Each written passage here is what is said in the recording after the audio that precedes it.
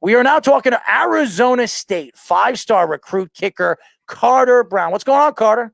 What's up? Thank you for having me. Oh, man, you want to know something? I love kickers because I think kickers are the most important, besides quarterback, believe it or not. Kickers are just as important as the quarterback. Why?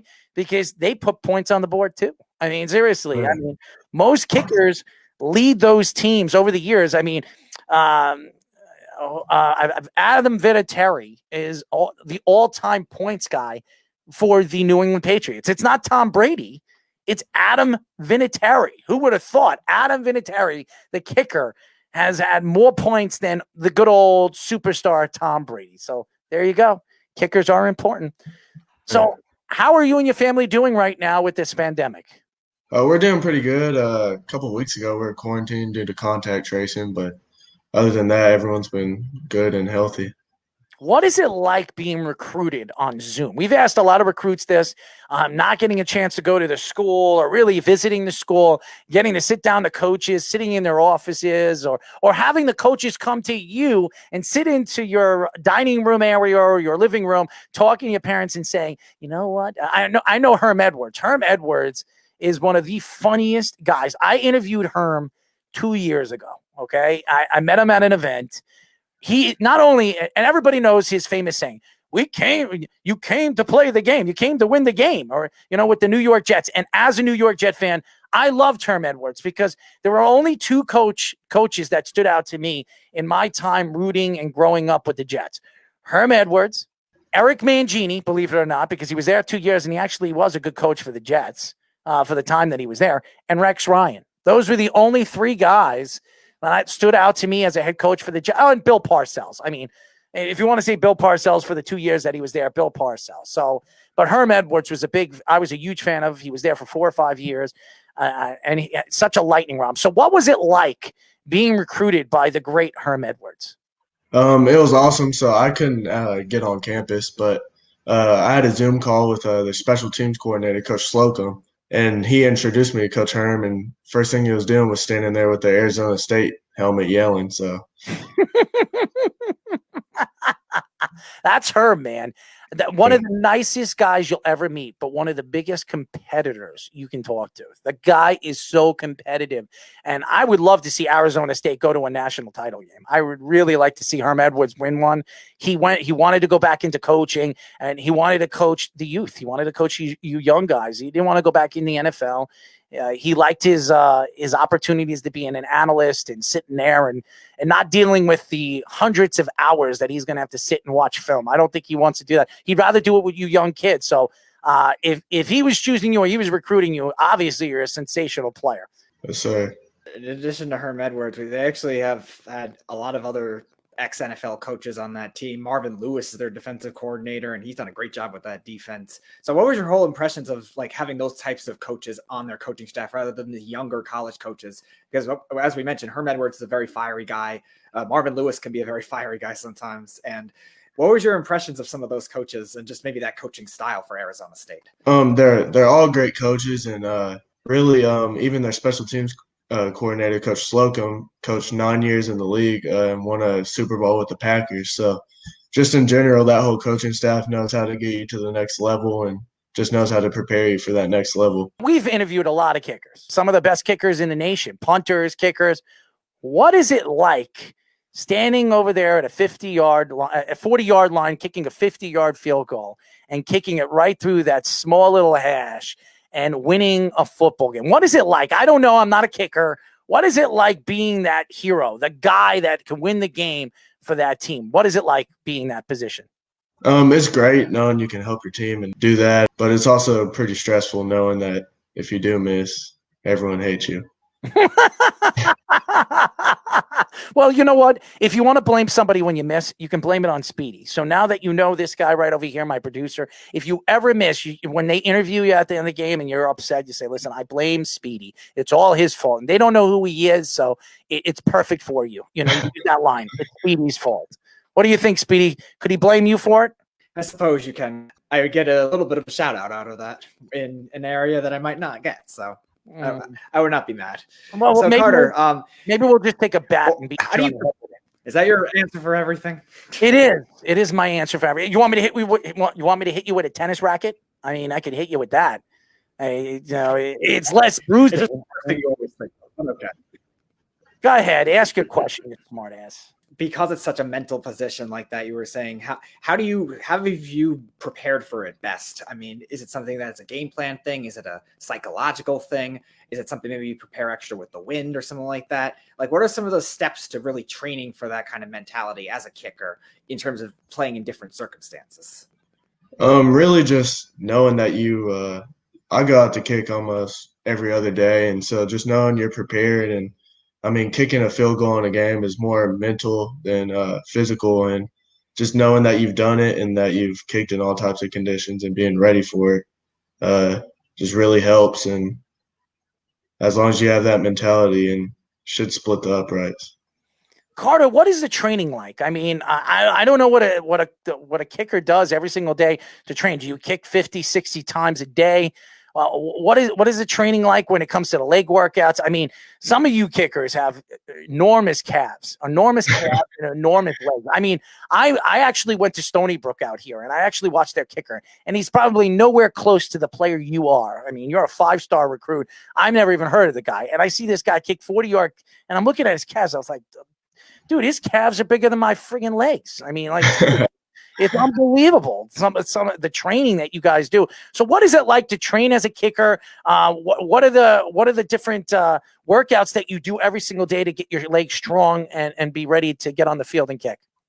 In the weight room, mostly it's just all explosive lifts and a lot of core, because keeping your core engaged while you're kicking is a big part of it. And I mean, on the field, it's just you work on one of the biggest things is technique, and if you have the technique down, you should hit the ball pretty good. But it's like a kicker's legs, kind of like a pitcher, kind of keep a pitch count. So make sure you don't hit too many balls and keep your leg fresh.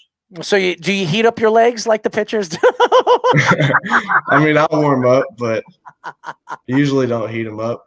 You know, it's funny. I watched some of the kickers in the NFL, and they're kicking through that the net that they have, and they sit there, and I'm watching them. They keep kicking it and kicking it and kicking it. How the hell do they know how far that ball is going? I mean, seriously, I'm watching them. They keep kicking it and thrusting at it, except Odell Beckham kicking it down and beating up. I mean, that. I mean, I watch these kickers kick these balls, and I'm wondering, does it really help them kick the ball in a net? I don't know. So I've never kicked before, and every time I tried to field goal kick and somebody tried it, I couldn't kick it 10 yards. I couldn't kick it 10 yards. So I could only imagine how hard it is when there's thousands upon thousands of people watching you, and you have a chance to win a game with 3 or 4 seconds left of the game, and you got to kick it 55 yards through this post that is literally like maybe 9 to 8 feet or 10 feet apart, and you got to kick it through there 55 yards. It's unbelievable. It's unbelievable how you guys kick it. It's miraculous. So your father, now, has your father pushed you, being that you're a kicker, did you ever want to play another position? Did you want to be a quarterback? Did you want to be a linebacker? Did you want to be a defensive lineman or a wide receiver? Why kicking? What made you decide, you know what, I want to be, Dad, I want to be a kicker? What was it? So in 7th grade, my mom was actually signing me up for class, and the football coach has got a hold of my mom and was like, your son plays soccer? And she was like, yeah. And so I went out first day of 7th grade football practice and was kicking footballs and ended up being the kicker and just went from there.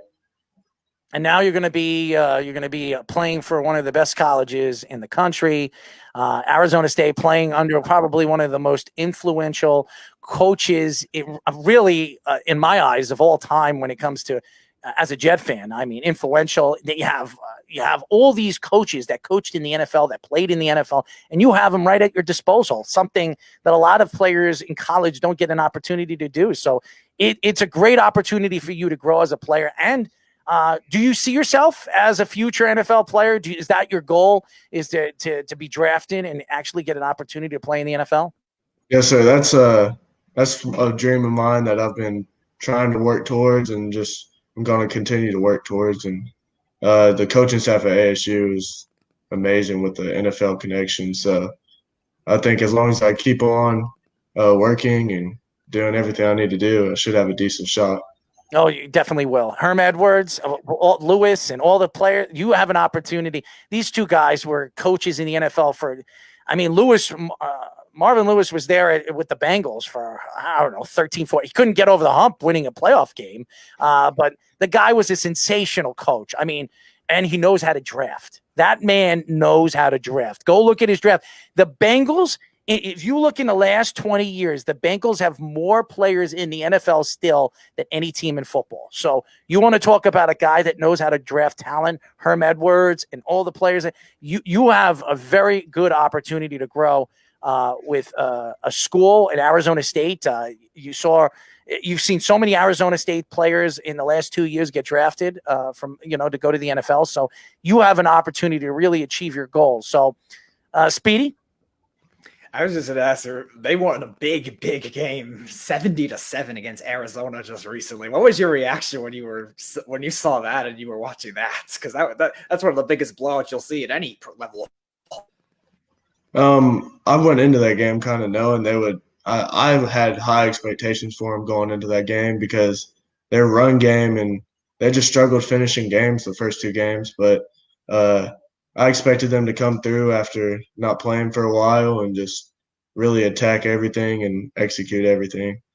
Well, I know all about executing things. Like I said, I like to smack Speedy around a couple of times. I execute it, man. There's quite a great opportunity when you look at a face like that and you see that hair. I wanted Speedy actually to stay in the studio one night and fall asleep here so I could shave his head. I would love to do that, and then him wake up and just find out that his hair is completely shaved. But instead, he's going to his brother who cuts his mom's hair. Could you imagine that? His brother cuts his mom's hair, and he's not even a barber. Would you let anybody or any of your brothers touch your mother's hair? Seriously, Carter, would you do that? No, I wouldn't. I wouldn't either. And Speedy, I don't know. Speedy's family, they're just very close to one another, right, Speedy? You guys you shave your head together, you hang out together, you have picnics together. They have that nice little family, like they go to the ballpark and they just hang out and kiss each other and buy each other hot dogs, right, Speedy? Kiss each other? Really? You're not kissing each other. Oh, Speedy, ladies and gentlemen, if you don't know him. Carter, we are a crazy bunch. And if you actually get to know this kid, you will laugh your tush off, man. He is the epiphany of what this network is right there. Just look at him. The smirk, the hairstyle, everything. The grittiest and craziest person I know on this network. We have a lot of shows. So Speedy puts a lot of work into it, Carter. So I give him a lot of credit. It's just a pain in my rear end. Now, Carter, I love football. It's to me, football is a part of my life. And yesterday, I know you were watching football. A lot of Jet fans over here were very, very upset. They were very upset because the Jets finally won a game. And they had the chance to get arguably one of the greatest quarterbacks that we've seen since Andrew Luck. And you know who I'm talking about, Trevor Lawrence. And now everybody, including their mother, want to jump off a bridge because the Jets are not going to get Trevor Lawrence.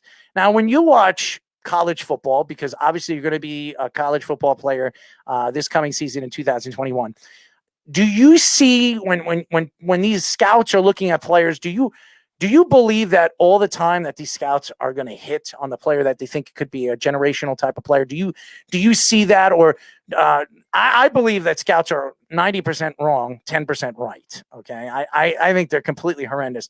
Were you surprised when the Jets won the game yesterday? Obviously a lot of people were. And do you think that knowing that the Jets lost Trevor Lawrence, do you think that it's the all end all be all and the Jets, that's going to set the Jets back for 5 to 10 years? I think Justin Fields is a good quarterback if they can get him, but Trevor Lawrence is definitely the best quarterback coming in this class. But we'll see.